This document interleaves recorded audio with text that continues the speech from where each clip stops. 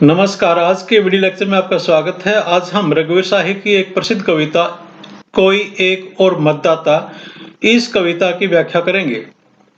Video शुरू करने से पहले एक निवेदन, अगर अभी तक आपने चैनल सब्सक्राइब नहीं किया तो इसको सब्सक्राइब कर लें।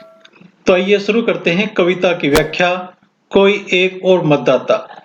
इस कविता के माध्यम से रघुवीर शाही जी एक आम आदमी की जो पीड़ा है, विसंगति है, उसकी गरीबी है, लाचारी है, उसकी तरफ ध्यान आकर्षित करने का प्रयास करते हैं।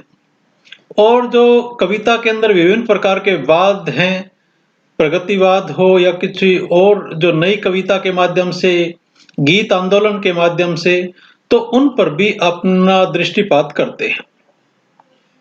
जब शाम हो जाती है तब खत्म होता है मेरा काम, जब काम खत्म होता है तब शाम खत्म होती है। कवि यह कहना चाह रहा है कि जो एक आम आदमी है, एक गरीब आदमी है, वो अपनी रोजी रोटी के चक्कर में तो सारा दिन काम करता है। जब शाम होती है तभी उसका काम खत्म होता है, या ऐसे भी कह सकते हैं कि जब काम खत्म होता है तब शाम खत्म हो जाती है। यानी वो सिर्फ इतना काम करता है सवेरे से शाम तक पेट भरने के लिए कि सारा दिन उसको रोजी रोटी में ही बीत जाता है। और जब इस प्रकार की जो पीड़ा होती है, इस प्रकार की जब गरीबी होती है, तो कवि आगे कहता है कि रात तक दम तोड़ देता है परिवार। और इतना थक कर जो परिवार के जो सपने हैं वो सारे के सारे दम तोड़ देते हैं, क्योंकि उस परिवार में, उस व्यक्ति के जीवन में कोई भी एक नया सपना नहीं होता, क्योंकि वो भूख से आगे और रोटी से आगे सोच ही नहीं पाता, क्योंकि वो रोटी के जुगाड़ में ही उसका सारी की सारी ऊर्जा है वो खत्म हो जाती है। रात तक दम तोड़ देता है परिवार, परिवार थक कर दम तोड़ देता है। मेरा नहीं एक और मतदाता का संसार। और कवि कहता कि मेरा नहीं बल्कि एक और मतदाता का संसार दम तोड़ देता है। रोज कम खाते खाते उब कर प्रेमी प्रेमिका एक पत्र लिख दे गए सूचना विभाग को।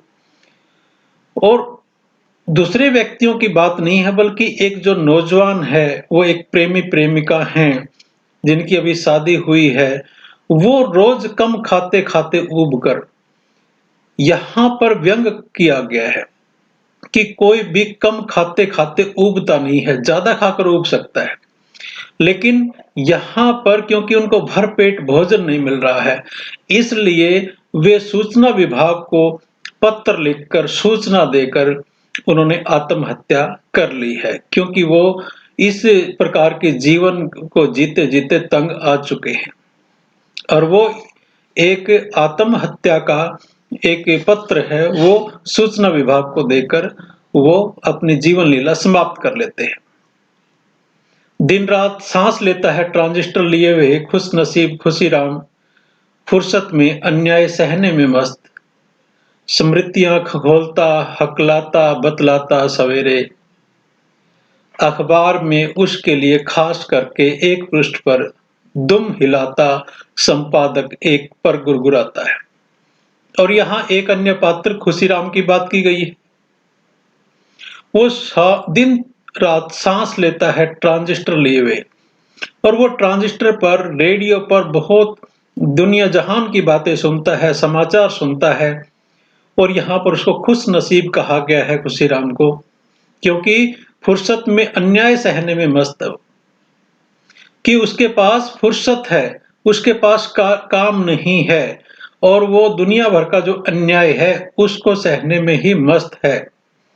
और वो अपनी समृद्धियां खंगोलता हकलाता बतलाता सवेरे, और वो अपनी समृद्धियों को खंगोलता रहता है यानी अपनी जो यादें हैं, क्योंकि जो खुशीराम है वो जीवन के आखिरी पड़ाव पर है, लेकिन इसलिए वो अपनी स्मृतियां, अपनी जो यादें हैं उनको खखोलता रहता है, उनको बार बार याद करता है, हकलाता बतलाता रहता है सवेरे अखबार में उसके लिए खास करके एक पृष्ठ पर दुम हिलाता संपादक एक पर गुरगुराता है, और जो खुशीराम है उसके लिए, क्योंकि वो ट्रांजिस्टर भी सुनता रहता है, रेडियो भी सुनता रहता है, और सवेरे जो अखबार आता है ऐसा लगता है कि उसका एक जो संपादकीय पृष्ठ होता है, अखबार में एक संपादकीय पृष्ठ होता है जिसमें संपादक उस समय के किसी एक त्वरित बिंदु के ऊपर अपना कोई लेख लिखता है। लेकिन यहाँ पर भी अखबार के संपादक की विश्वसनीयता पर प्रश्न चिन्ह लगाया गया है कि दुम हिलाता, यानी दुम हिलाना ये एक मुहावरे का प्रयोग है जिसका मतलब होता है जी हजूरी करना, चापलूसी करना। और वो संपादक उसकी स्वतंत्र जुबान नहीं है संपादक की, बल्कि वो कहीं ना कहीं किसी मजबूरी वश सिर्फ दुम हिलाता है और गुरगुराता है।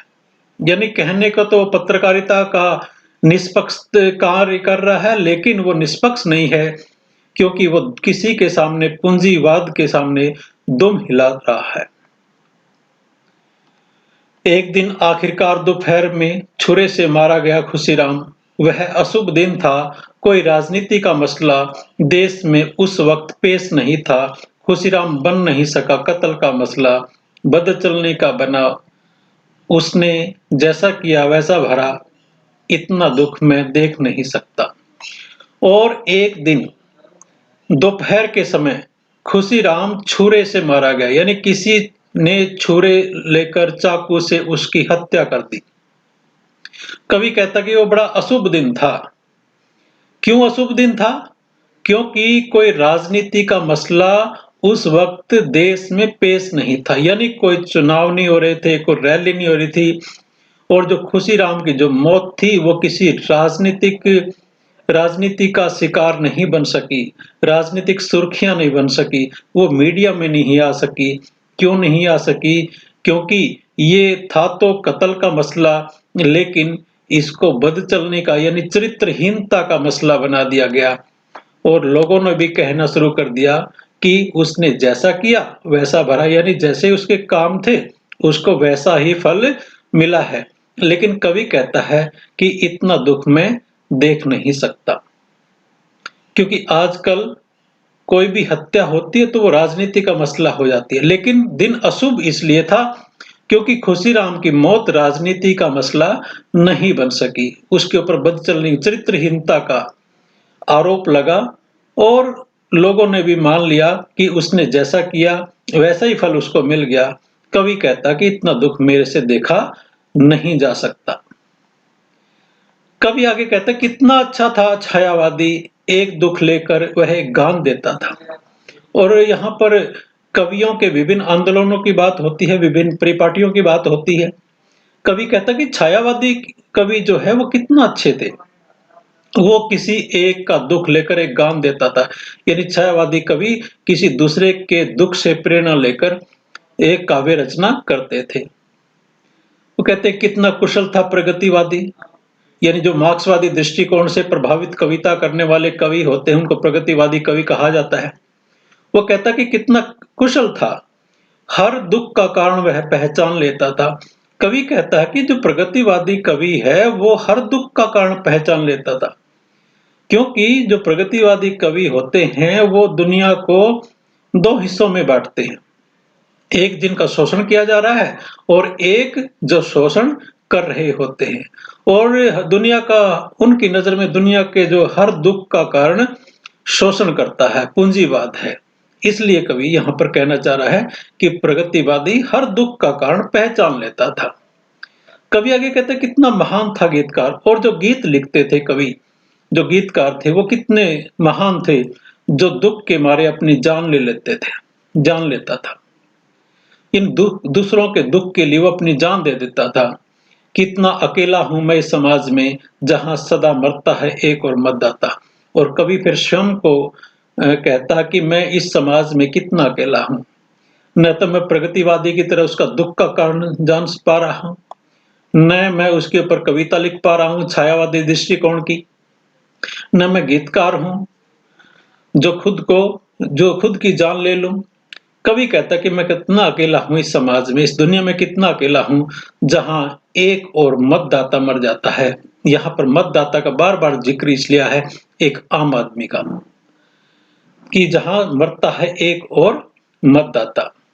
तो यहाँ आज पर आम आदमी के जीवन में जितने भी कष्ट हैं, जो भी उसके साथ अन्याय हो रहा है, उसके ऊपर एक दृष्टिकोण रघुवीर साहे जी ने इस कविता के माध्यम से किया है।